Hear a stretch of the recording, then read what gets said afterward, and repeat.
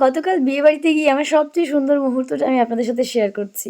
এটাই হচ্ছে সবচেয়ে সুন্দর মুহূর্ত জানেন? আমি যখন ওকে দেখেছি ও জানেন ওটা কে? ও আমার অনেক ভালোবাসার, অনেক আদরের, আমার সোনা মা। এটা হচ্ছে আমার অনেক কাছের একজন মানুষের একজন আ ছোট্ট সোনা মা। তো সেটা কে? সেটা হচ্ছে আমার বেস্ট ফ্রেন্ড রিমা। আ ও যে আমার ঠিক কতটা কাছের, তাহলে তার বেবি আমার কতটা কাছের হতে পারে বলুন তো? ওর সোনামা আমার অনেক আদরের, অনেক ভালোবাসার। ওকে বলছিলাম, "দেখো তো মা, আমাকে মার মতন দেখাচ্ছে?"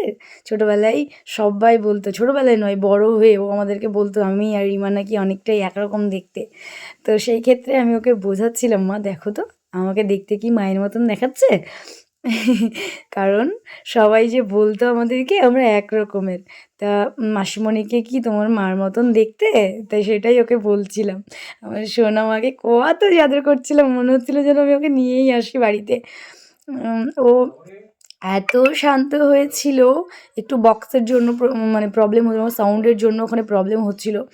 তো এই যে আমি কথা বলছিলাম, আমি বললাম আমার কোনো ব্যাপারই নেই। মানে অঞ্জনদা বলছিল তুমি ওকে নিয়ে যাও, মানে ওর বাবা।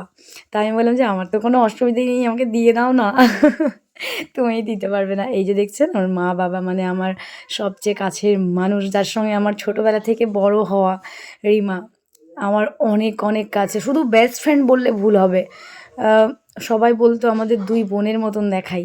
তো ঠিক সেই রকমই জানেন, ও আমার অনেক কাছের। আমি মুখে বলে বোঝাতে পারব না, সত্যি বলছি।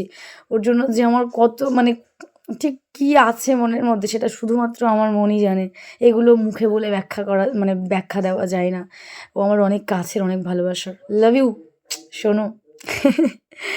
আর এখানে গিয়ে বিয়েবাড়িতে তারপরে গিয়ে কথা বলছিলাম দুজন মিলে। ও গেছিল, আমি যদিও কনে পক্ষ থেকে, ও বর পক্ষ থেকে। তো কেমন লাগলো আমাদের?